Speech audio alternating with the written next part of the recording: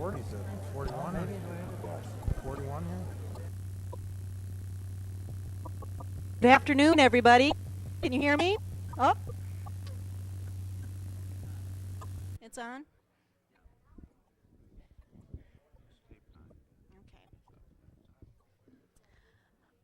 Good afternoon. Now you can hear me.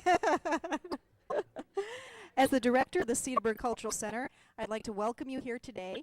And I think it's pretty special that we're doing a live historical event. There's no telling what you might hear, so keep your ears open wide. I'd also like to very much thank the Fireside Chat Committee, and in particular, Judy Jepson came up with the idea for this series. Judy, are you back there somewhere? Can you give us a wave? There she is. We also have some other hardworking volunteers here today who serve on the committee, and if they'd all give us a wave. Where are you? I see Bob over there. Fred, there you are in back. Sue Jarmity and others are around and have been a wonderful help in pulling this all together, so thanks very much to them. Last but not least, I'd like to thank the fire department for hosting this event today. It's really wonderful that we can be right here in the firehouse where we can have the flavor of what we're talking about. So the fire department made that happen, and we're very grateful to them. Before we get rolling, I'd like to point out that we have some sign-up sheets in back. If any of you would like to help with baking for future Fireside Chats, we'd be enormously appreciative, and you can sign up on the sheet that's back there. We're also asking for suggestions about future Fireside Chat topics. And we have some sign-up sheets for videos of our sessions. We are videotaping these events. We have some available from the last session that you can buy on the spot until they run out. You can also sign up to have a copy made for you of this session. So just look for the sign-up sheets in back. I'd like to put in a plug also for our historic walking tours. Bob Fuller, the gentleman you see right over here, who's on our Fireside Chat Committee, also chairs our historic walking tours effort at the Cultural Center. And we're very much in need of volunteers who can help out with that. So if you're interested and want to find out more, corner Bob, and he'll tell you more. Or there's also a sheet where you can sign up and back. With that, I'm proud to introduce our moderator, Mayor Jim Coots. I cannot think of anyone else who's more ideally qualified to moderate this chat today. He has a keen interest in oral history, and also his work for 33 years as a history teacher have really given him the abilities and insights to keep things running along smoothly. And at our last chat, he just did a wonderful job, and we hope for more today. Thank you very much.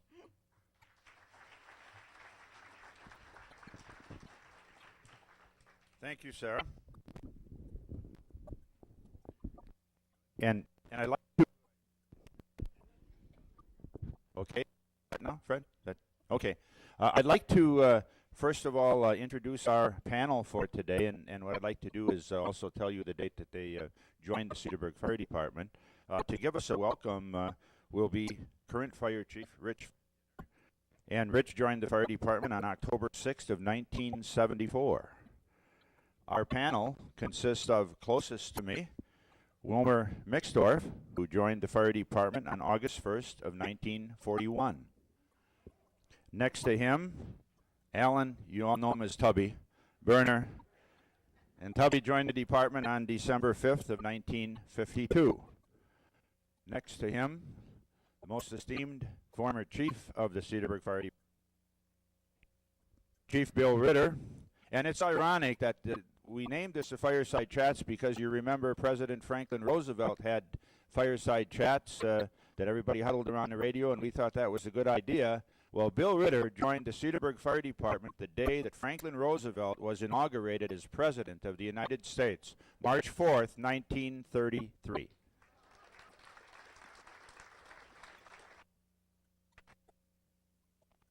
And Bill Ritter from 1965 until 1978. Then next to Bill, also was a participant in our first panel, Ed Rappold, and Ed joined the Fire Department on February 13th, 1941. And next to him, our current fire inspector, Roger Ron. Roger.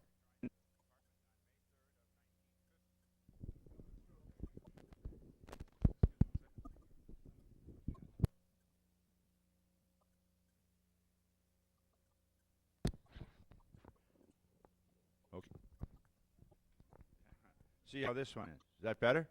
Okay. Roger Ron joined the department May 3rd, 1950. And then Harry Wiegert.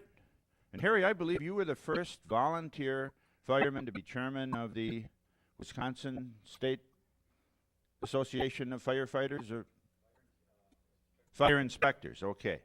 And Harry is a historian for this department, and Harry will give us a little history of the department today to start off the panel. And Harry joined the department on May 10th of 1936.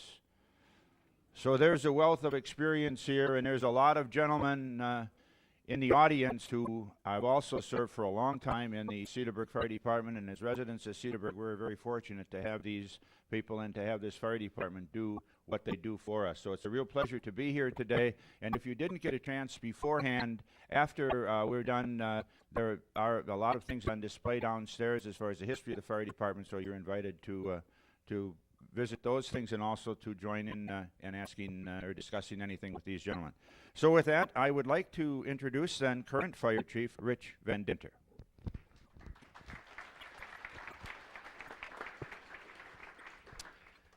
Thank you, Mayor. When I joined the department, we had motorized equipment. I think when some of these guys joined, they were still hooking up some of the horses. I'd like to welcome everybody to the Cedarburg Fire Department. Anytime we get an opportunity to talk about the history of this organization, we will grab at the opportunity. And when Mayor Coots approached us with that idea, we said, absolutely. We have the history of the department or relatives to these fine gentlemen up front here that really have vast knowledge of this organization. After meetings and our rehearsals, sitting down talking with these gentlemen, over the many years that I've been in, I don't think they've told the same story twice. And they keep telling us stories upon stories of really the history of our organization. Today, again, we'll have a great opportunity to learn about the past, and then I will come back later on in the program and give you a little update on the current fire department and how we're doing. I think the chat today will be very interesting and informative. And again, if you have any questions to ask these guys, they are really a wealth of knowledge. Thank you very much for coming.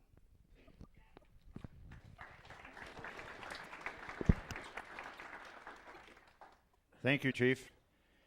During the conversation that we will be having, during the chat that we will be having, there will be people. Sarah has some cards on this side, and Bob Fuller has on the other side. If you have any questions that you would like to ask, please feel free to raise your hand, and they will give you a card and a pen, and you can write down your question, and we'll try and incorporate as many of those in our discussions as we can. We had real good success at the first one, and hopefully we'll be able to do the same today. Although knowing these guys, once they get going with stories, there may be not too much time for the other things. So let us begin, gentlemen. And the first thing, Harry, let's have you give us a little history of the Cedarburg Fire Department, and then we'll proceed with the actual chats. We thought it would be helpful if some of you would have a little background as far as the fire department is concerned and some knowledge about the history of it. So, Mr. Wiegert? Okay. I have a bunch of notes here, and this is going to be rather disjointed, but we'll get the information out to you anyway. The city of Cedarburg was organized in 1844, and 23 years later, they finally decided to have a volunteer fire department. So they must have burned down a few houses in the process. So while I'm giving this, I'm just going to go up to the gasoline engine advent. All of this is going to be horse-drawn, people-drawn equipment. And realize that when I say a pumper, this pumper has to be operated by people. So if you have, now we have our smallest pumper is 640 horsepower, and we have a pumper down there that takes 6 people, and they probably threw out about 12 quarts of water a minute or so.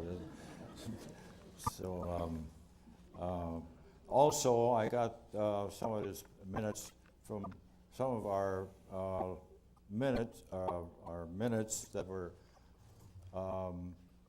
transposed by one of the professors from the University of Wisconsin in Milwaukee, but he finally gave up on it. The minutes are written in Low German, and you look at that, the writing is terrific. It's just great. But I come from a German family, and I never saw anything like that. And so then I probed around and got some of this other information from here and there. Our first chief was Fred Schatz. You'll notice all these names I'm going to pronounce are German names. And if you look at the bullet or at the board downstairs, I have a roster of all the firemen that ever belonged to the fire department. You'll find that the first couple hundred are German. And and a lot of it is Low German, of course. The department at first had a tough time existing. I imagine the community had no taxes to pay for this. The guys, I understand, pay for the equipment themselves, what equipment they have, and they had no firehouse. They met in some building in back of the Turner Hall. You know, people know where the Turner Hall was? Okay, there was a little building back there, and there was their meeting place. And they originally had 31 members and no equipment. Can't fight a fire that way. Now, just to give you a little background of availability of water, they didn't have any hydrants, of course. You had Cedar Creek, and to get the water out of Cedar Creek, you had to put a hose down there, or a suction hose, we call it, use a pumper to get the water out of there, out of the creek, and then in turn have pressure on the other side to take the water up to the fire. And they had, at first they had 800 feet of leather hose. How would you like to sew up 800 feet of leather hose? This finally wound up with 800 feet of rubber hose. Now they needed a hose cart or some kind of a wagon or something to haul this hose around. And we do have one of these wagons that they use. They call it a hose cart, really. It's a wagon with wheels this high, so you could, and the inside was a reel, two wheels side by side, and inside was the reel, and the reel spun around between these two wagons, two big wheels. Now to get this thing to the fire, they pulled it by hand. And years ago, I used to have firemen's contests, and this was one of the contests, to take a bucket, fill it full of water, run 100 feet, climb up a ladder, and hope you have some water left in it. By the way, in addition to having pumpers, they also had leather buckets. I suppose they use those to get inside the houses and whatever. And these things themselves must weigh 5 pounds apiece.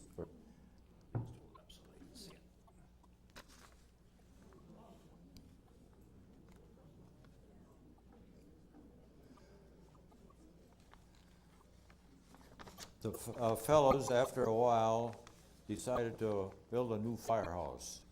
So they bought a lot on the corner of Washington Avenue and where Cleveland comes in, where the Larson's paint store used to be. I think people know where that is. There was a vacant lot there. They bought that, and they had the firemen work there in their spare time, and they had to throw in $2. And they finished the place, and then something went wrong. They sold the whole operation, and they went back to their old place at Turner Hall again. So they had a tough time. And while they were back there this time, they merged with the people from the Turnverein who were running the Turner Hall. Now, those of you that know Turner Hall, that was a pretty big building. So now we had two groups of people, and along the way, they did not get together. They battled, so then they, in turn, demerged again. So They finally wound up with a stable fire department, I guess.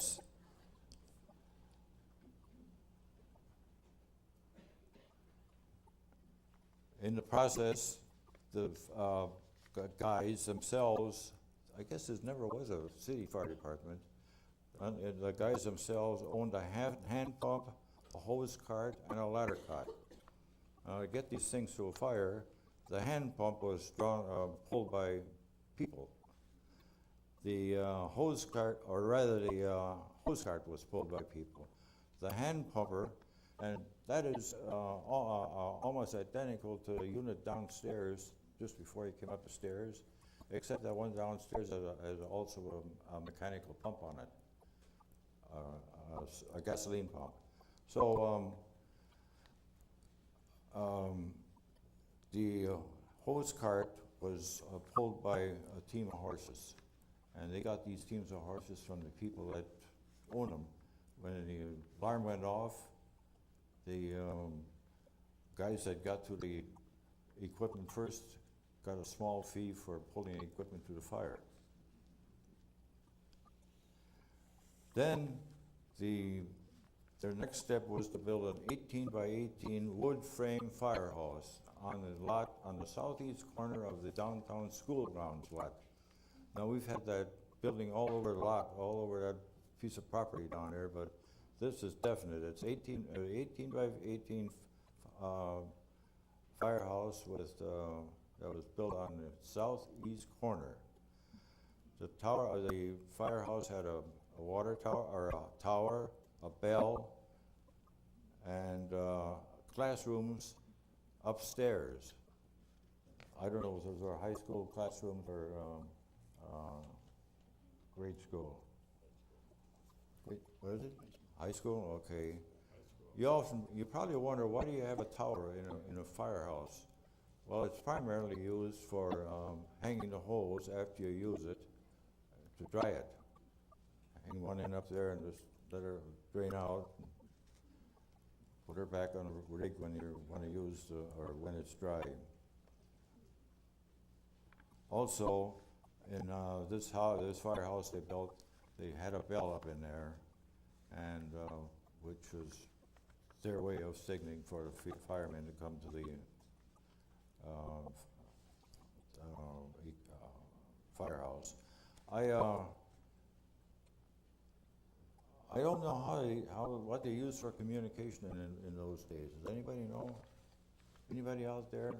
We're talking about 1868.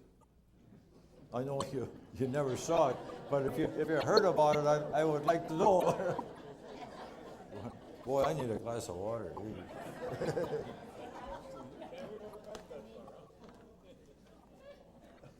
Wow. She's putting out the fire now.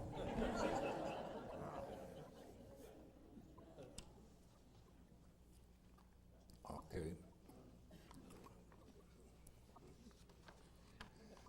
During this period, Edward Longheinrich was a chief, which sounds like another German. And after he got to be chief, there was no fire for 2 years. What about it, Bill?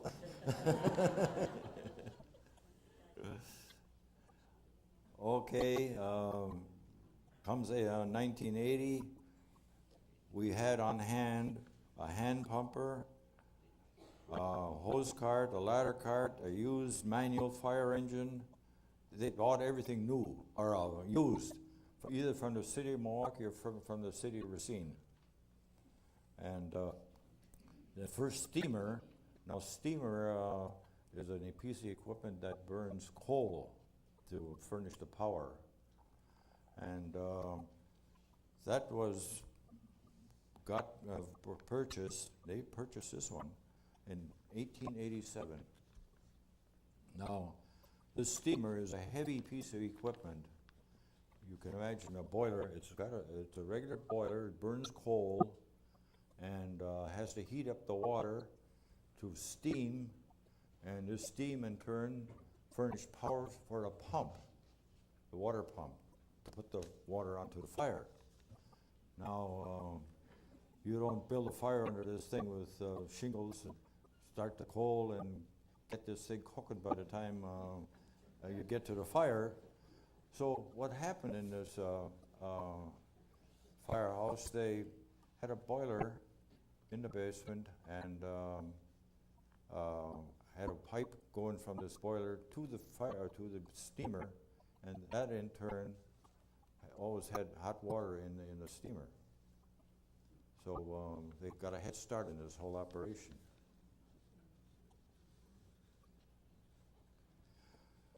Then also in our inventory of fire engines, we had a fellow in town by the name of Sam Conenberg. He was a blacksmith and a wagon maker. Remember, where they were using wagons those days. They didn't have any Ford Model Ts or anything. So he built a hose cart and a hook and ladder. Now, when you get downstairs after a while, take a look at all the pictures on the wall. They're all identified, and you'll see those pieces of equipment that Sam Conenberg built. Quite a deal. Okay, then in 1889, we had our Easter morning fire.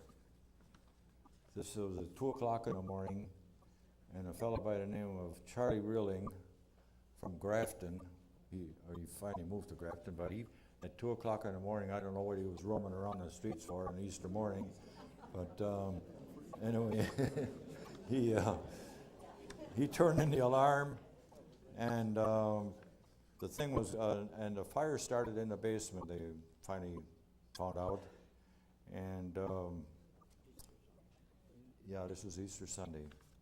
And the fire at the building was a total loss. You know, we also have pictures of that downstairs. Yeah, equipment and everything went. We had nothing, meaning fire department, and they in turn, when this fire was going, they called Grafton and they called Thiensville. And I don't know what Grafton came over with, but Thiensville, Mr. Moss from Thiensville drove up to Cedarburg with a team of horses and a wagon, of course, and he got to Cedarburg to the fire, and the horses dropped dead. He must have really pushed them.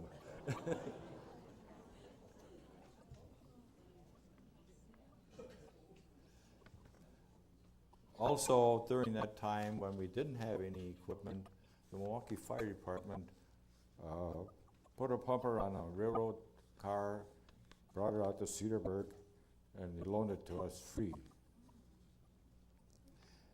And we also, at one time, had a pumper from Milwaukee that we bought, and I don't know just what we paid for it, but probably about $400 or $500 or $600. It was a used one, and they were kind of Indian givers on that one. They had a semi-centennial celebration in Milwaukee, and they took this pumper back away from us. And then we also, the city bought this one. They bought a Knott steamer for $6,347. Now, to make a comparison, we recently sent our hook and ladder up to the manufacturer for a maintenance job, and it's costing us $40,000 for a maintenance job. Here we got a new fire truck for $6,000. Not a truck, a wagon. Then comes 1908, and Cedarburg sitting there without a fire department. The state got on our back. Even then, the state gets on your back. And to build a new firehouse. And this was built, where are we at here? Next door, yeah. Next door. And in that firehouse, we again had bought a new steam engine, pumper, and we had also a team of horses that the fire department owned. They were trained horses. They were kept in the firehouse. The haymow was upstairs in the building next door, and the horses were kept in the back room. And if you ever walk out the back room, you can see a little place where there was an opening for you know what.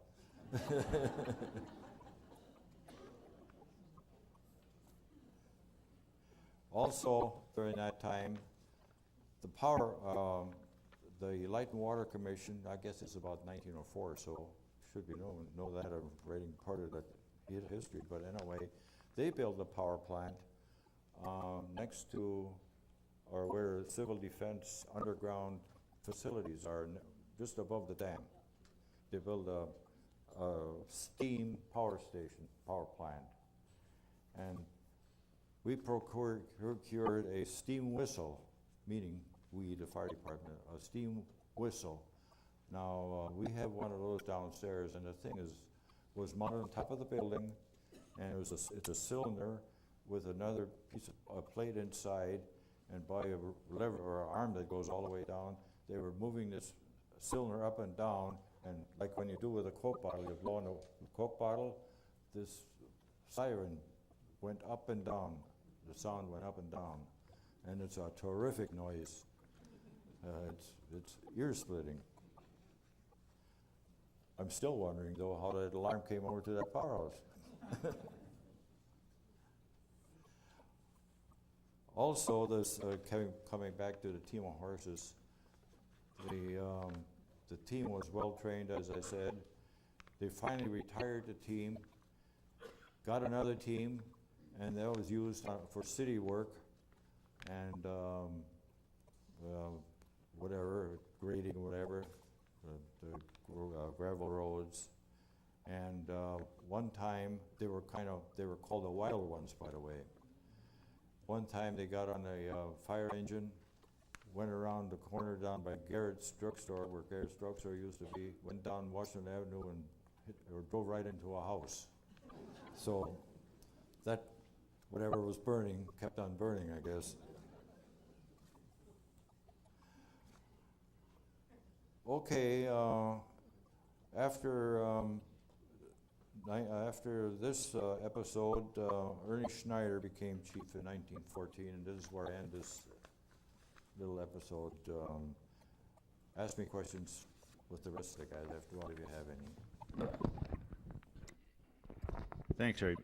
Chief Schneider was chief for, what, 40? 45 years. 50 years, 45 years? Okay. Thanks, Eric, for that. And we have two of the gentlemen on the panel, I think, are the only two remaining fellows who were on the building for this building. Roger and Tubby on the building committee, right? You or Harry? Yeah. Or Harry, okay, for this building. So if you have any questions about this building, when this building was built and the switch from the old firehouse next door, they'll be glad to answer that. Let's proceed now with gentlemen, with all the experience we have here. I think maybe it would be neat if each one of you, in all the time you've been on the department, would kind of share what you would consider to be maybe your most memorable experience as a member of the Cedarburg Fire Department for the number of years you were on it, and no holds barred. Mr. Ritter, let's start with Chief Ritter, because he probably has a bunch of them. Okay, Bill?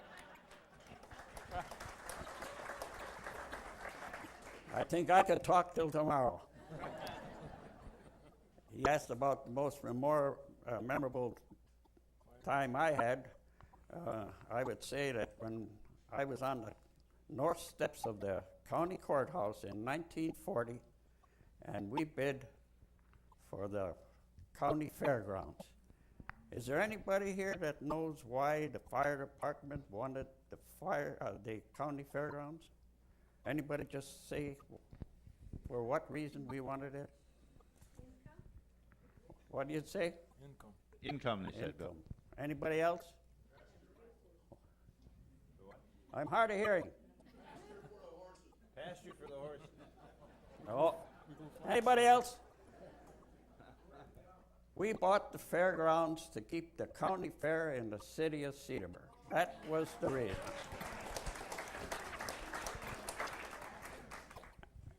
In buying it, Palmer Schneider had the idea that we'd go to the bondholders. There were $16,000 worth of bondholders out. And we went to the bondholders. We offered them 75 cents on the dollar.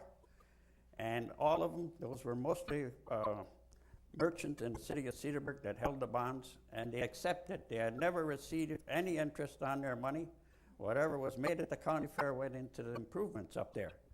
So they all accepted it, and we paid them $12,000. We borrowed the money, incidentally. So when we went to the auction, it was on the north steps of the courthouse. Rolly Schaefer was the sheriff. It was sheriff's auction. His wife is still lives in Port. And we made one bid for $12,000. There were no other bids. You can see why there weren't any other bids. We were the owners already. Bill Shannon was our attorney. His son is the one that started the Ozaki Press. And we continued to, in the future, we did not know that we'd have Maxwell days and stock car races and all the other stuff. Never thought of it.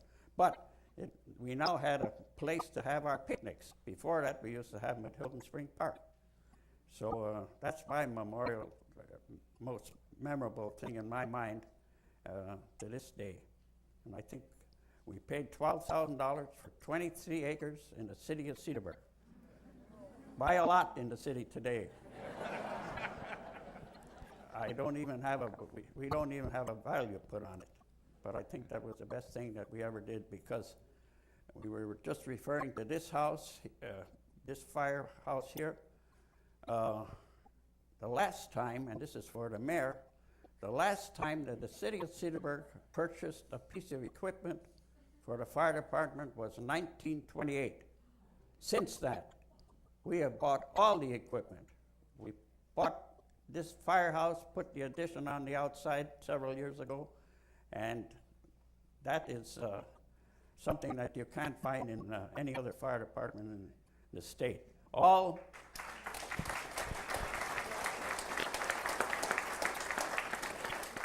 when this firehouse was built, Merlin Rossett was the mayor, and I was chief, and we went to the council meeting, and we said, now how are we going to operate this here firehouse? We give you the firehouse, how are we going to operate it? Shall we pay you $1 a year? And the mayor said, finally, we give the fire department the jurisdiction to run the firehouse, and you take care of it, and that's the way it's been ever since. So I just want you to know that none of this would ever come out of a taxpayer's pocket. You can never go to the council and get a beautiful room like this from the council, I'll tell you that.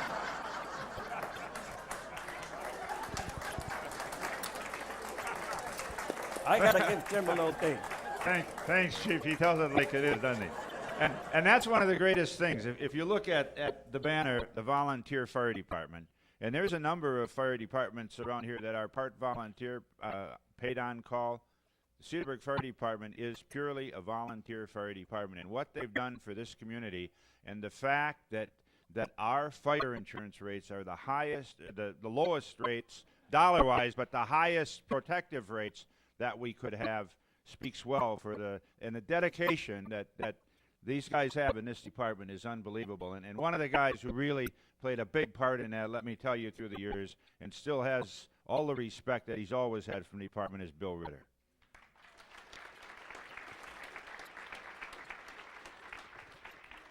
Say one more thing. Let's compare. If we say no, you still would. Let's compare the volunteer department to a paid department.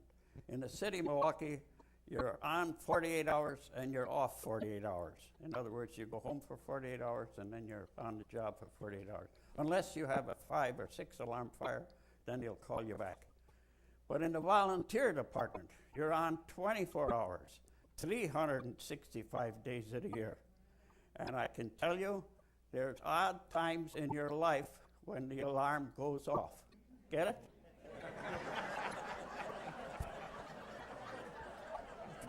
Draw your own picture. Thank you.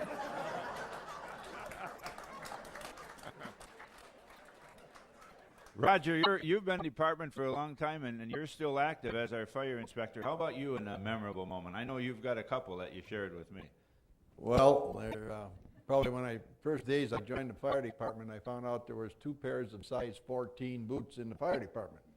And the other fellow that wore the 514s was the chief, so I didn't get a pair of boots very often, believe me.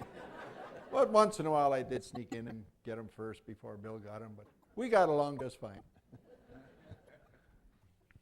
He didn't beat you. He beat you to him once in a while. Though, That's right, but it was a contest every time. huh? Mix, how about you now? I know, Mix, you were one of the things that hasn't been mentioned that we'll talk about later on is the music festival, and you guys all were very active in that, and let's go to Mix with your memorable moment, Mix.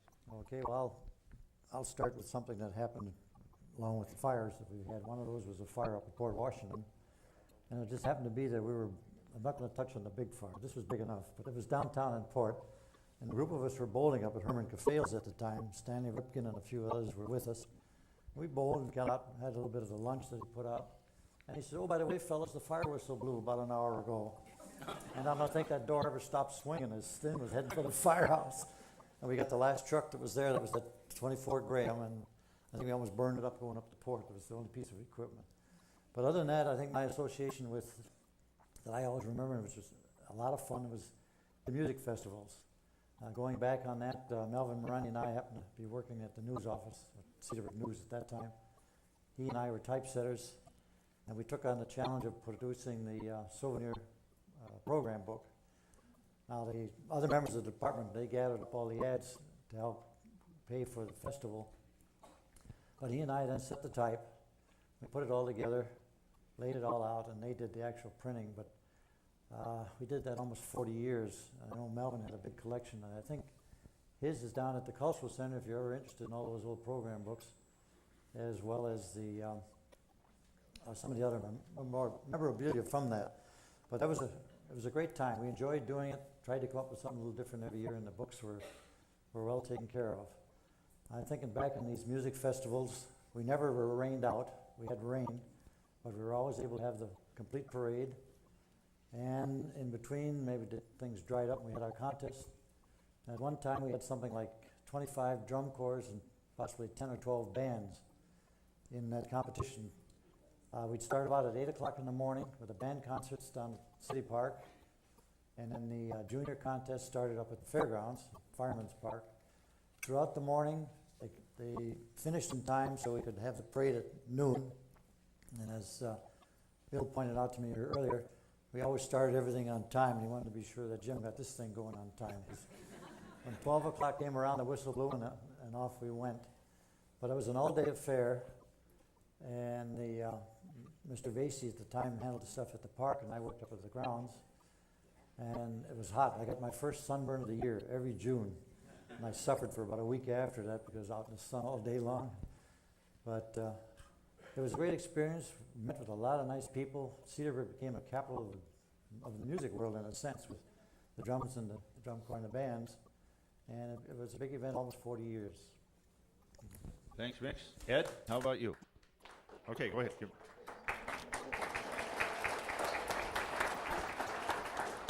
And Mix, we might add that through the efforts of Mr. Leighton Olson, there will be, I think, I don't remember how many drum and bugle corps, 6, 7 that will be here performing on the 3rd of July, and then I believe 3 of the corps will be marching in the 4th of July parade. So kind of a rekindling of trying to bring that, some of it back anywhere, at least the idea of it. And I think, Harry, I think there's some of the programs downstairs, aren't there, if people would like to look at them later? Yeah. Okay, Mr. Rappold, how about your most memorable experience? Oh, I got a lot of them. But the one that I remember the best is there was a fire on the south end of town, and by the time I got up to the firehouse, all the rigs were gone except the hook and ladder. And so I took the hook and ladder and went to the fire. And when I got down there, then Chief Schneider says, gee, Rappold, he said, that's the first time we got a hook and ladder for a grass fire.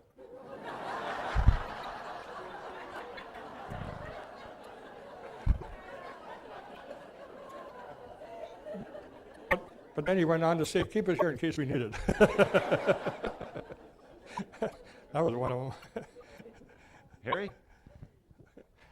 Well, I've been active in the rescue squad from the word go, and one night, Roger Ron and I received a call to take the ambulance, and it was a mother expecting. Well, this guy gets into the front seat, and I got in the back seat, and I delivered that baby at 70 miles an hour in front of Trinity Church in Mequon.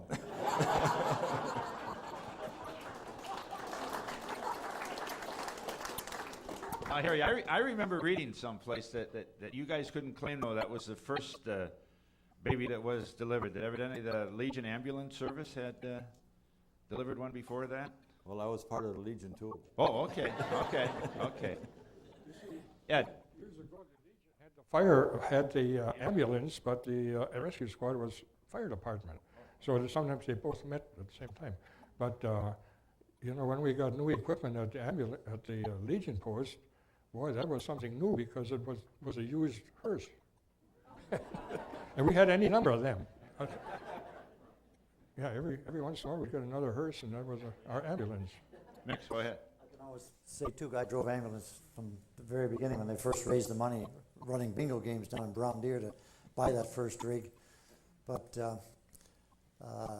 we got stuck in a snowstorm one time. We got a woman up to port just in time to have a baby. Harry was with me one time. We just, by the skin of our teeth, made that trip too by 4 o'clock in the morning. But we got back as far as Schmidt's Pavilion and walked the rest, or close to it, and we walked the rest, so we spent the night there with about 40 other people. Open bar all night. Tubby, how about you, Tubby? Well, I was working downtown on a building down here, doing some mason work, and a fire whistle blew. And boy, I took off, ran up here, and I'm going to be the first one here. I got up as far as the power plant, and the engineer is standing out there with a big smile on his face. All of a sudden it comes to me, it's Armistice Day.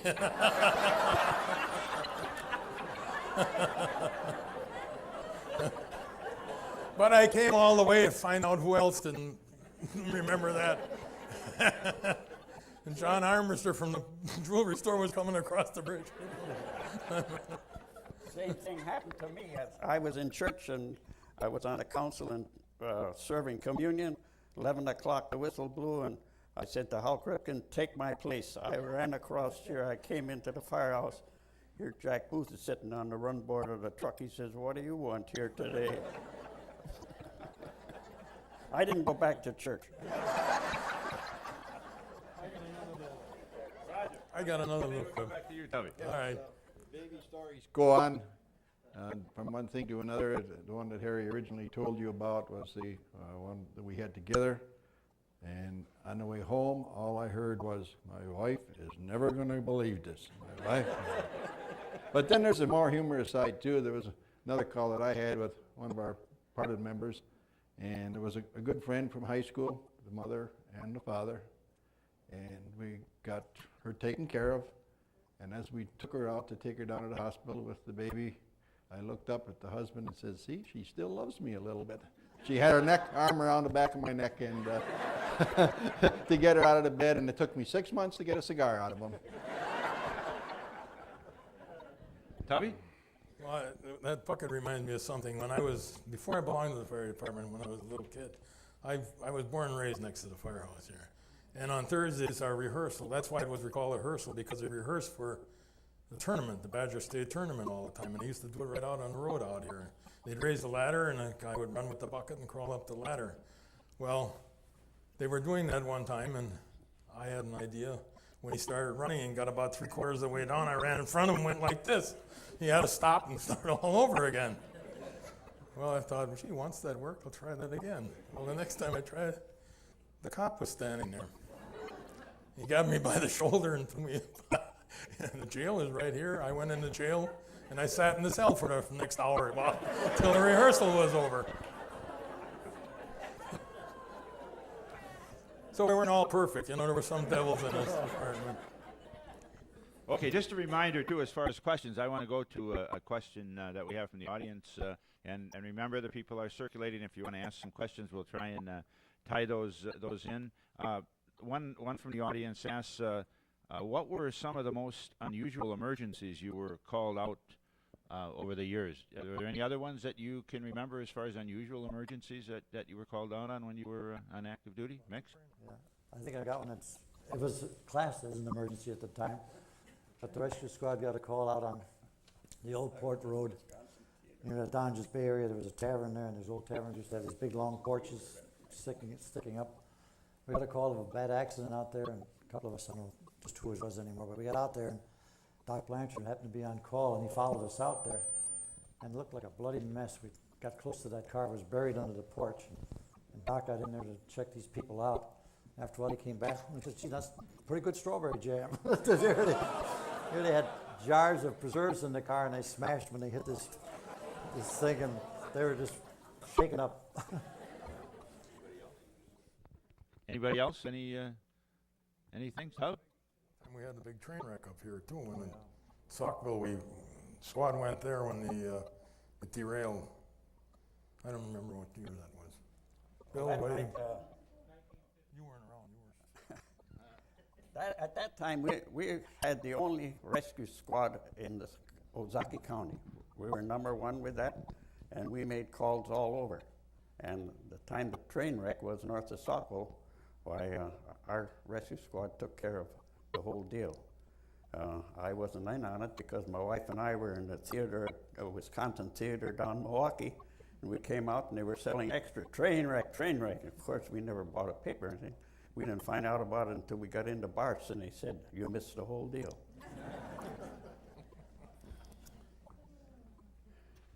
Were there somebody asked a question from the audience about what are some of your memories about meals at the firehouse?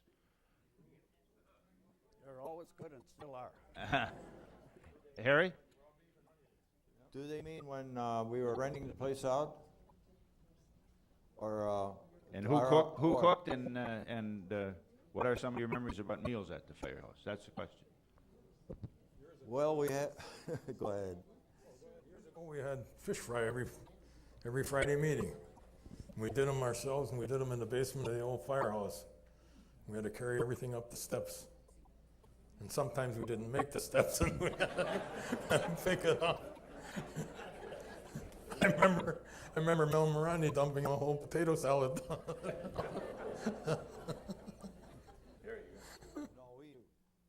That's okay. He'll turn it on. Yeah, we had some really good cooks over the years. Some guys really liked to cook more than fighting fires, and they got the job permanently. One of the firemen ate 11 smoked fish. He ate them like corn on a cob.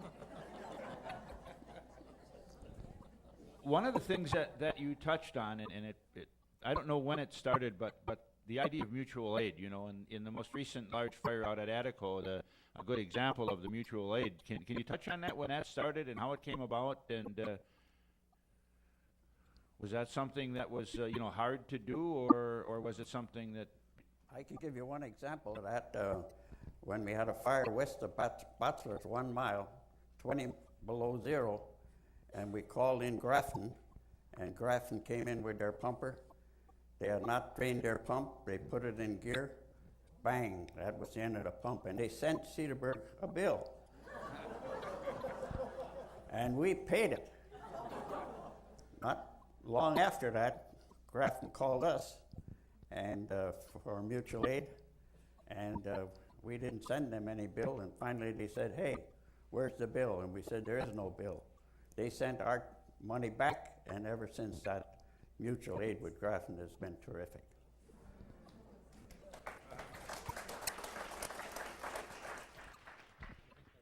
Go ahead, man. The fire that Bill is referring to on Highway 60, you said it was extremely cold. Pumps froze if you stopped pumping long enough for ice. But on one side of the building, we looked at the thermometer, it was a little bit below zero, and the other side of the wall was burning. So, I mean, it was betwixt and between on that one. One thing we talked about, you mentioned before, as far as Fireman's Park, I know one of the big things that took place there was the races over the years and the different types of races. Maybe you could touch on that a little bit, some of you, in terms of your experience and how that became. I know in one of the publications that Harry gave me, or one of the short histories, the number of hours that had to be spent there as far as the races were concerned, with cleanup and then plus training on Thursday nights and the races themselves, and how much time the guys really had to spend on that. Maybe if you can just touch a little bit on that, because I can remember those white coveralls that said Cedarburg Fire Department on the back that you always saw up there. So if you guys, I know Monroe Shesso had a lot to do with that, and Monroe was going to be one of the panelists today, and Monroe had some family situations that he couldn't be here. So and these guys are well versed in that too. So Harry, you want to touch on it?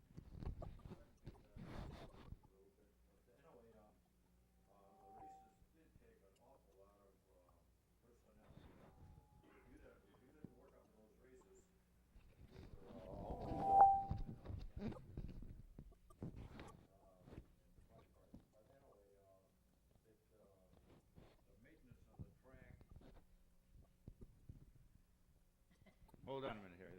This one is on. Should we use this one?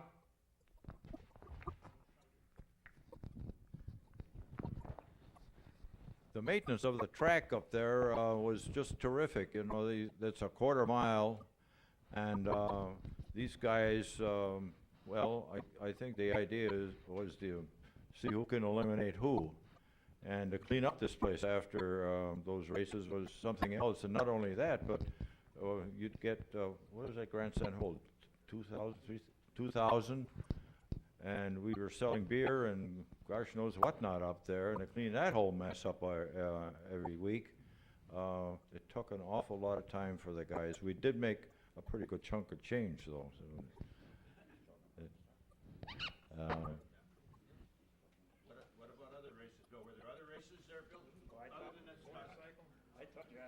races like Tubby talked about, where we entered races in the Bachelor tournament and also in the state. And the trophies that are downstairs in the showcases are the trophies that were won at these races, where you went ladder and hook and nozzle and that kind.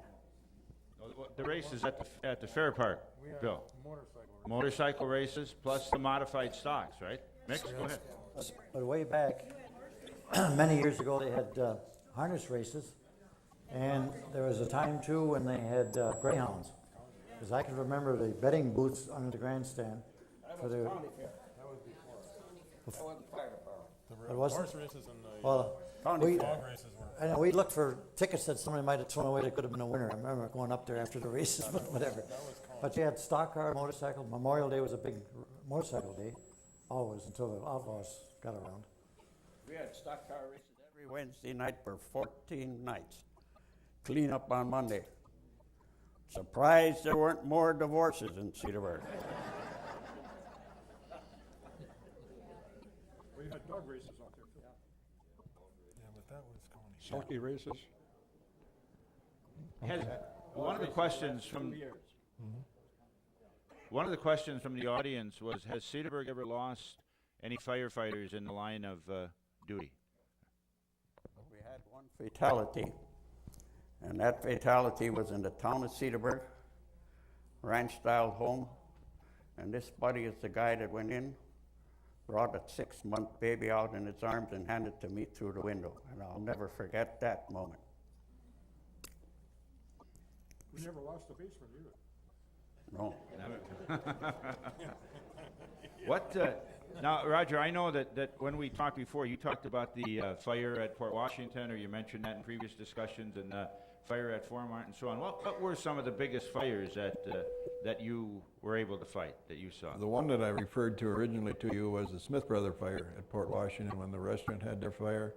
And it was an experience that I had that day that, I don't know, made a believer out of me or something, but we were, Glenn Frank and I were going up a ladder. I had gone over the parapet on the roof, and about the same time the smoke was coming up through the center of the roof, and a department from the other side that didn't know we were there hit us with a 2.5-inch line. I got hit. I flew up against Glenn, and thank God Glenn had a good grab on that ladder, because otherwise it would have been a long, short day. But there's different things that happen at many fires. Some turn out you kind of laugh about them, but it's a very serious business. I remember standing next to Chief Ritter one day, and we were, first of all, I was working second shift at the time, and I was home. It was a day call. I got down here, and Clarence Fisher was running the powerhouse at that time, and he says, "My God, Roger, what you doing here? The barn next to your house is on fire." Well, I had my car backed in, so I just jumped in my car and look. I didn't look around what was around the neighborhood, and we got up there, and Chief and I were on the north side of the building, and there was a small door opening, and the Chief decided we were going to open that and see what happened. Well, we had our first backdraft experience. The both of us ended up in the pile down on the bottom of the hill at the ramp to go to the second floor. So those were my scary times and the things that I haven't forgotten. There was a big fire at Edamole too. And when that magnesium starts, there isn't much you can do about it but let it burn out. And this was on the east side of the building. And I was up on a ladder, and the wind was from the west. And it was a cold, cold night. And as that spray hit me, it froze, and I couldn't hardly get off that ladder after a while. I think they had to chop something out to let me get loose. When we were firemen, I mean, when we were active yet and still running the fires, we didn't have any cabs to go in. We had the trucks, the drivers were out in the open, and the guys going to the fire were hanging on the back, and we were going out in the country, 6, 7, 8 miles out in the country. In the middle of winter, it got pretty cold back there. You put your hands on the bar, and when you got to the fire, you couldn't get them off because they were frozen to the bar. You used to have a lot of barn fires and a lot of chimney fires, because at that time everything was heated by coal or by wood, and these people would never clean their chimneys until the fire came in, and we cleaned it for them. But then the worst thing was when you had a barn fire and you had cattle in them, was to get the cattle out. And you'd get a couple of them out, and by the time you get one out, then the other two would come back in again. They always wanted to get back into the barn. So it was not only fighting the fire, but it was fighting the animals too. And it wasn't all that much fun.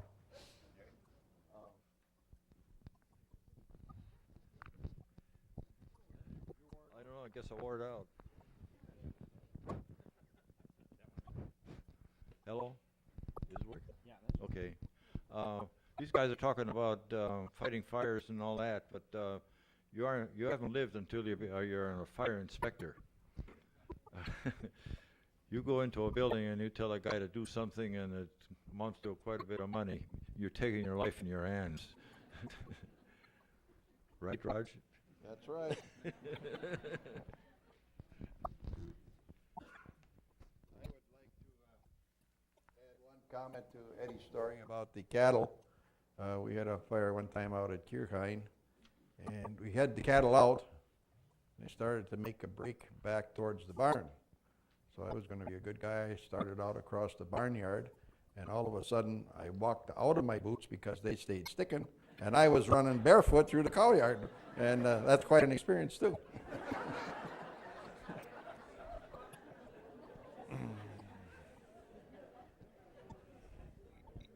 Go ahead, Max. Go ahead. Go ahead.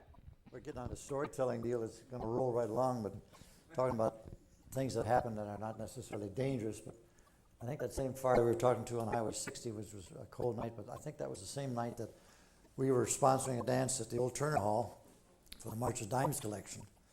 And of course, somebody came running up and everything broke loose and all the firemen started to leave. And Harry and I were working up at the door at the top of that long steps taking the money and the tickets. We get out to the fire, and Harry looks at me and he says, "Did you grab the money on your way out?" I said, "No, I thought you did." He says, "I didn't." So we headed back to Cedarburg. We had a lot of money laying on that table at the top of the steps. And it's, in the excitement you go. Now you bring something up, Mix, about the March of Dimes. When I first moved to Cedarburg, I remember the fire department used to have that annual March of Dimes drive. You guys want to touch on that a little bit, Bill? Started in the middle of 40s, I believe, and we ended here maybe 6 or 7 years ago. And every year, the Cedarburg Fire Department took in 1/2 of what was collected in Wazaki County every year. Coldest night of the year, yeah. Coldest night of the 20 below zero a couple of nights. March times. Each one of the, if I remember, they went out in like two-man teams, and each person or each team had a certain area that they covered throughout the whole community, and collected for the March of Dimes. There was always some people put a little warmer up for you once in a while. Oh yeah. As it went out for the March of Dimes, you usually wound up with the same route every year.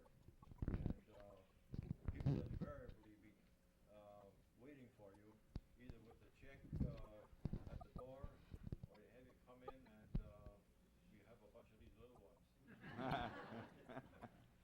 I had a very sad experience with the March of Dimes drive.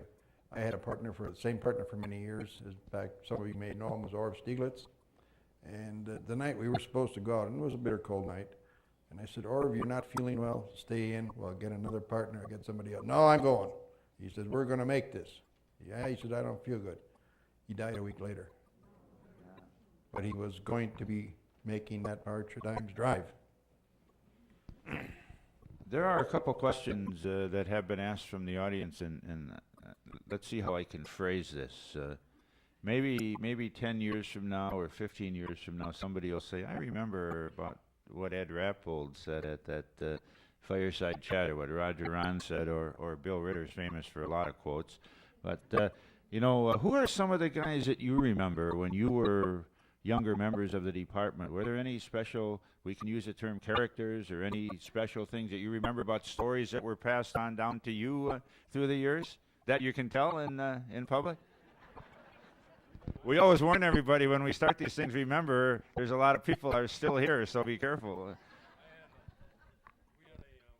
member that we used to go out and sell these tickets for when we had the festival, music festival. And he had the downtown. He made all the business places on there. And the problem was, by the time he came back, he had rid of all the tickets, and he also got rid of all the money. He didn't have any money left.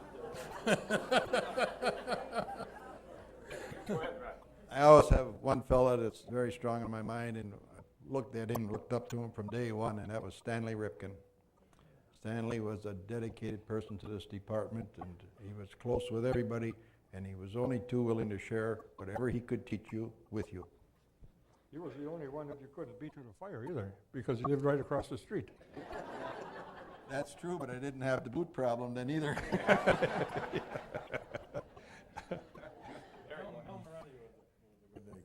Mel Moroney, he and Mix used to make up the whole booklet for the festivals. He did all the linotype work, and you did you did too. You did the same stuff. And probably too, Tubby, when you talk about Turner Hall, Mel Morandi probably had the best collection of Turner, memorabilia that there was, and we'll get to that when we get to the next chat about Turner. Taught us a lot about pool shooting too. How to save points. He was my basketball letters.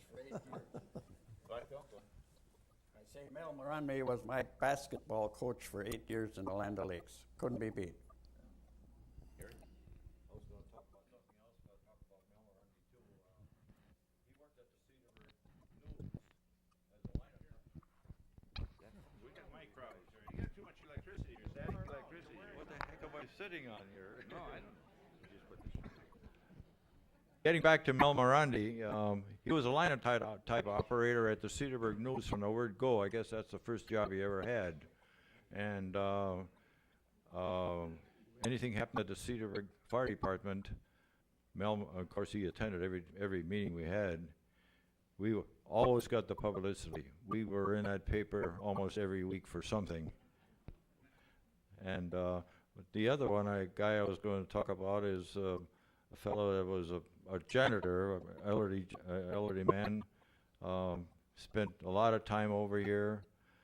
But when we voted on to get a new member in the department, everybody at the meeting votes, and it's by white ball, black ball. White ball gets in and black ball is out. And I think 99% of the time there was a black ball in there. And I'm sure it was always him, and I think he was colorblind. Black looked like white to him. One more comment on Mel Morundy, also myself, and that is when I first got in the department, he taught us how to run in these competitions that were referred to years ago with the bucket going up the ladder and the hose connections and coupling connections and so forth. And I was green as grass, but he made us look terrific. And my partner at that time was Clem Frydock. One of the things that over the years it has made Cedarburg a successful volunteer fire department has been the cooperation of the employers of the guys who are the volunteers. And maybe if you guys could just touch on that a little bit as far as how that was set up, how you worked with it, how it operated. Bill, you want to touch on that a little bit? What do you mean, as far as volunteers that didn't get paid, you mean? No, as far as the employers were concerned, how did you work things out with the employers? Was that did you have did the individual firemen do that? Did you have a committee? How did that work? I know that Dora Electric was a large employer, and they allowed their employees to go out for the call, and they were paid while they were out. And that was one of my deals, to see that when we got back to the firehouse, that those guys didn't hang around, that they got back onto the job.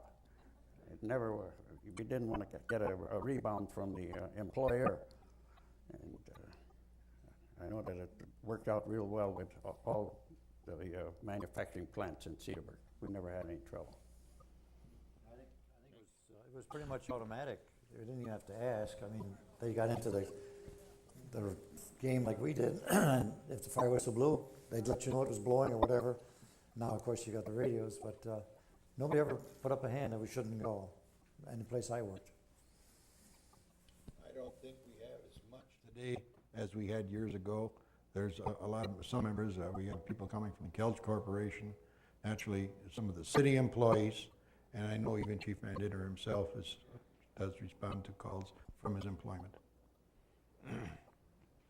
One of the things that's happened, and I know a little bit about this because I'm proud to say I'm the father of a professional firefighter, and there's a lot of regulations and a lot of training and a lot of other things that are a little bit different today than when you guys were on a department, not meaning you didn't have to have a lot of training and go through things in those hours, as you said, Harry, the training the Thursday nights and that type of thing.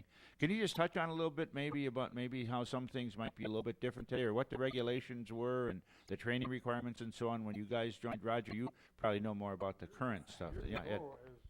Chief mentioned that we were only a rescue squad in the county. Well, at that time there was that's when you had your civil defense days and all that type of training. Well, I was a first aid instructor, and I instructed Port Washington and Mequon Fire Department and most of the police departments around here. But after you had a little first aid training, that was it. You didn't have this EMT and all the other high-priced, high-class stuff that you have today. Once in a while, a doctor would come along and give us a little information, but in those days we had the back pressure resuscitation, and after all, it went to mouth, and I don't know what they do today. I think, Harry, downstairs there, if you go downstairs afterwards in the display cabinets in the back, way to the right-hand side, there's a number of things from the first rescue squad that was here, the resuscitation stuff and so on. That was your case, Eddie? You made that. I think what we had years ago, you talk about experiences in that very line. Did you ever, as a layman first aider, give a first aid class to a group of doctors? It's quite an experience. But they were all very nice to me and tolerated me, and thank God I made it out of the door. But in line with your asking, Mr. Mayor, I believe Chief Manditer probably could touch on that a lot better than most of us ours. You'll do that in The state started instruction, I don't know the year, but Sten Ripken, Bill Anderson, and I took the course, and it was given by a man out of Oklahoma. And we went to different cities each night taking the instructions, and when we were finished, the guy that was in charge of it was Bill Clark, and he came out of the New York Fire Department. And when we finished that course, then these instructors from different departments went to other departments, And I gave the instruction to Belgium and to Saukville, and Bill Anderson gave it to Grafton and Thiensville. Sin never took a class. And I got paid for it, hey. I think I got $6 an hour, wasn't bad. But that was the start of state instructions, and of course, that's what they have now, you know. You were lucky. When I instructed, for instance, the Port Washington Chair Factory, up until that time, you never got anything for what you did. But the last night of the meeting of the course, then one of the fellows disappeared, and he came in with a chair that each one of these people had something to do with, and presented it to me. We've still got it. It's sitting in the bedroom. I think the wife has reupholstered it a couple of times, but it's still there. But that's the only thing I ever got for instructing. Here's a question from the audience about Maxwell Street Days. How did Maxwell Street Days start, and was Stan Repkin? Did Stan Repkin have something to do with starting Maxwell Street Days? We had motorcycle races up at the Fireman's Park, and one year they had an inspector come in before the race to decide if it was okay to run the race. And the inspector came in and he canceled the race for that day, and boy did we have the people here. So that was the last time we had motorcycle races, and then we had to look for money from some other places, and Stan Ripken was the one that started it. He had been down to McWanago where they ran Maxwell Street days, and that's the way it started. And in the first few, we accepted as the entry, or whatever you call it, 5% of your sales. Well, you know what that was. There were plenty there that, we didn't sell anything. So we went to rental of individual lots, and that's what really has made a wonderful deal. So right now we've got 4 days of Maxwell Days. No more stock car races, no more motorcycle races, or any of the other stuff. Still the cleanup. Less cleanup, yes. Here's another question. The late Porky Hoffman was a fireman while he was in high school, and when the alarm would sound, he would leave school, permission granted. Did that happen with anybody? Is that? Where do you went anyway? Porky Huffman, we took him into the fire department at age 16. He and Monica failed because Porky, if you go up to the high school and you look on the board, he ran the 100-yard dash in 10 flat. And that was in 1932. So when we went to the races for the ladders and these other contests, we had to have the fastest guys. So Porky was in the fire department longer than I was. He got in at age 16, and I waited until I got to be 21. Eddie? Okay, any? Yeah, Tommy, go ahead. Talk about equipment and everything. Now today, every member has his own boots, his own coat, his own hat, helmet, and all that. When we were going to fires, we ran to the firehouse here and got what was hanging on the hook. If you got there early, you got the good stuff. If you got there late, you got the stuff that leaked and that had wet gloves in the pockets and everything else. I used to try and get here early, and I used to try and get back early because then I could go up in the hose tower. That was the easiest job. The hardest job was climbing the ladder up. You had to climb it rung by rung. But when you got up on the top, you could sit up there and wait until they pulled the hose up, and then you'd hang it over the pin, and they'd have to pin the hose because you had to dry the hose. The hose was cotton covered then. It had to be dried before you could restack it. Has there been throughout the years, I would imagine, that always there were specific responsibilities that different individuals had within a department? I mean, you have the engineers, you have the people who are designated as drivers, you have the people who do certain. Has that always been basically a tradition? Or, no, Tubby, go ahead. No. If you got there and you could drive it, take it out, and get going. And now they have to wait for a crew. At that time, the chief said, if you get there, start out, somebody will follow you. When you get there, there'll be somebody there, and there was usually too. I went to one car fire up here on where Tripar used to be, and we got up there, 2 of us on the truck. Kenny Schraub, who's passed away since then, but we got up there, and we got, how the hell does this pump run? We couldn't get any, We're standing there, Ken, and I hope somebody's coming pretty soon.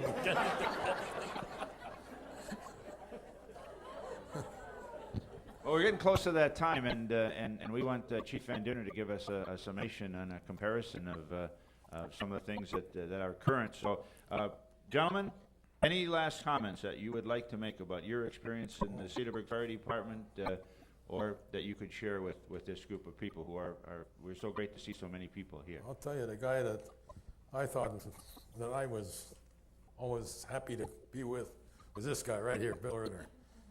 He taught me more, good and bad. But we always had a good time. I have to tell you, I've had a great privilege on the second and fourth Wednesdays of the month. The senior firefighters come downstairs and they have kind of a social gathering, and I've been very fortunate to be a part of that. And if you want to see this mutual respect continue, these two guys are always playing pool together, and it's a really friendly rivalry, I think, that takes place, and it's a lot of fun. And I've learned so much from so many of the senior firefighters that I really look forward to that hour or hour and a half that I can spend here with these guys on Wednesday mornings, because it means so much to me to learn so much about the history of Cedarburg. And you get coffee and donuts too. Yeah, that's right. Anything else? Any last comments that any of you would like to make? Yeah. Our total membership today, I believe, is right around 260 people, but that is broke down into several classifications. You have your honorary members, you have your passive members, the fellows that are kind of the backup to the active members, and then of course you have the active members that do the firefighting. I think Chief Van Dinner will touch on that a little bit when he gives his summation. Eddie? I thank you all for coming, and God bless the whole bunch.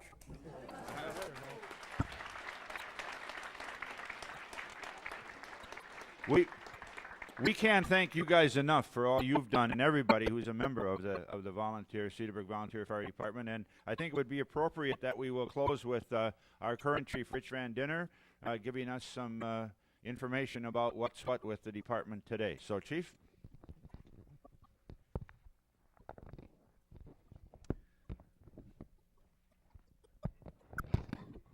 Thanks again, Mayor.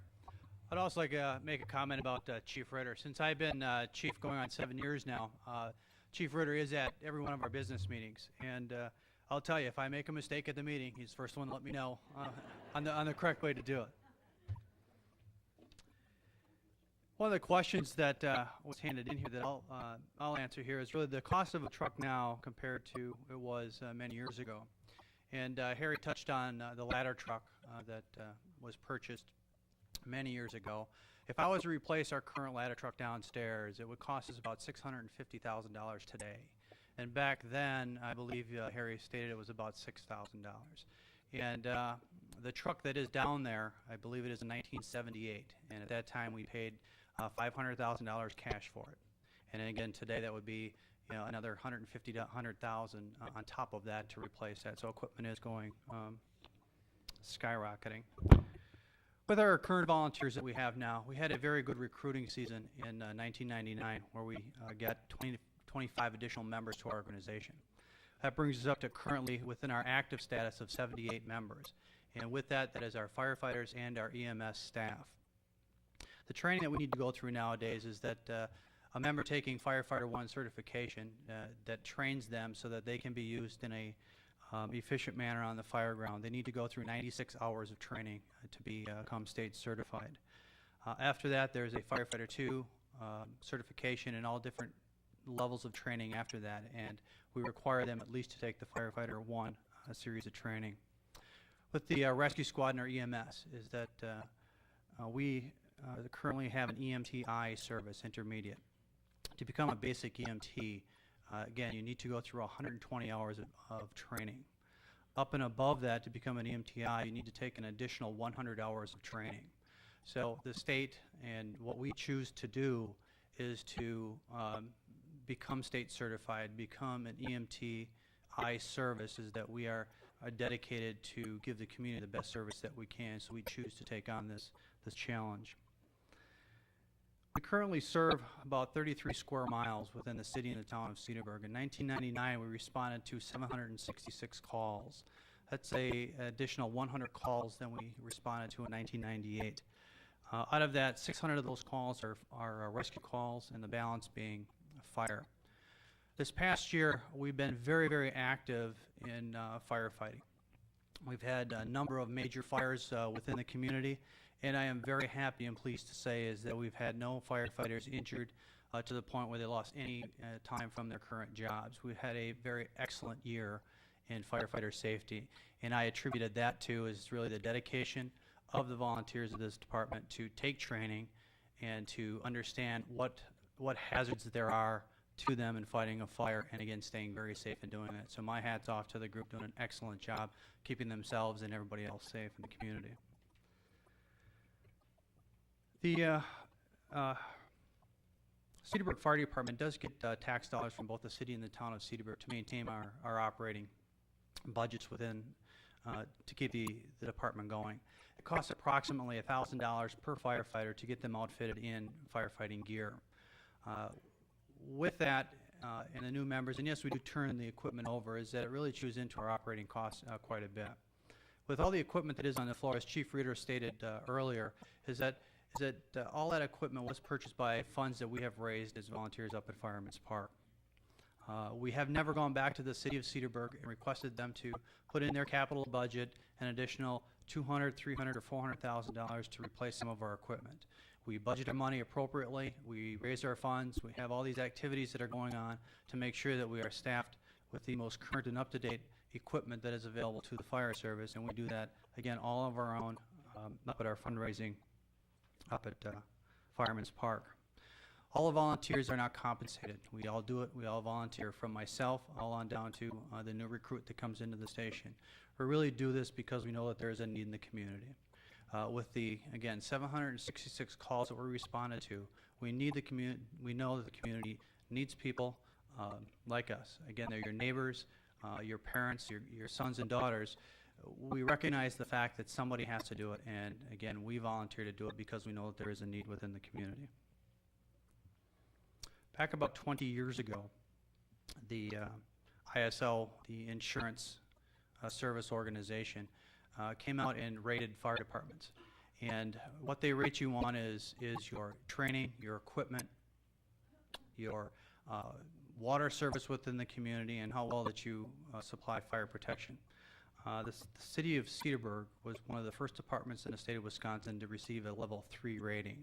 And what that does is that brings the business and the homeowner's insurance down quite substantially than it would if we were up into a higher rating. It's something that the chiefs before us had said, yes, we need to do this. We need to focus on our training, we need to focus on equipment, we need to concentrate not only to become a professional fire organization, but again, what can we do for the community to help with their insurance rates to bring them down? And really some of the community projects that we really didn't get a chance to touch on over the years, and some of the financial benefits I think that the fire department has given to the community. Back in, I think it was Chief Schneider was chief, is that the Boy Scouts needed to have a loan so they could build or finance the Boy Scout house. Well, the Cedarburg Fire Department came through and loaned them the money, and when the time that the payment was due, we just ripped it up and threw it away. We donated to the Boy Scouts for doing that. We donated to the lights up at the football field. And another project that we thought was really relevant to the community, that's something that the community would enjoy, so we donated $10,000 to that project. And of course with the swimming pool that was built a couple of years ago. Again, we looked at that as a project the Cedarburg Fire Department needed to get involved in, something that the community gets involved in, and again, I think we're a big part of that community. We also donated $10,000 to that particular project. As we talked about with the March of Dimes, that we've done that for many, many years.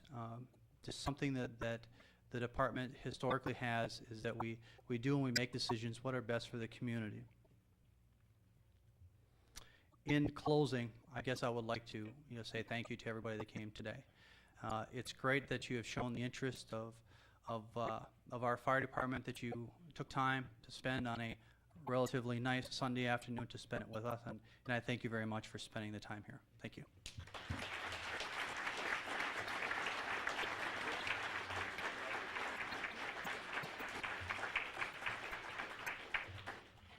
Thank you, Chief.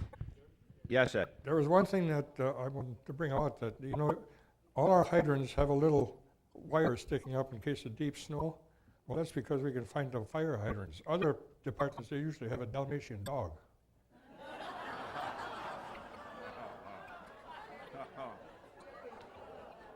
Only I would be remiss if I would not ask to stand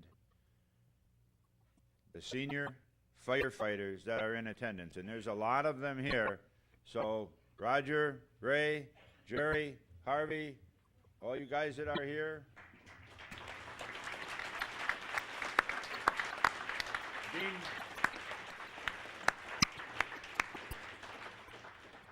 Let me remind you that the next Fireside chat for Remembering Cedarburg will be April 30th, and it will be at the Cultural Center. And we will feature Hilgen Spring Park, Turner Hall, and other social activities that have taken place. Watch the papers. We'll let you know who's going to be there. And then that probably will be our last one in this year. And then we will do some planning over the summer, and we hope to pick up in the fall and have a series as we did every month. And that's why we ask you to make some of the suggestions so that we know what you would be interested in. And we think it's been great. And the videotapes are, I'm sure there's some available, or if we need to have more available, we'll do that. And we're doing that because we would like to make sure we have a record of this. There is an update of one of the Cedarburg history books that we'd like to do, and this is something that's one of the reasons why we did this. There are also sign-up sheets in the back if you want to sign up for cookies and videos. There's fire truck banks for sale, and also the chief didn't mention the fact that there's a very costly item that the Cedarburg Fire Department has recently purchased, I believe, Rich, the thermal imaging camera. And there is a jar back there that if you would like to help contribute to defraying the cost of this thermal imaging camera, that I would say was $18,000, that would be greatly appreciated. Jerry. Okay, there you go. See, spoken like a true volunteer fireman. Okay, so remember, April 30th, thanks to the Cedarburg Fire Department for being our host, and to these guys, and to Chief. Thank you so much. Thanks, Victor.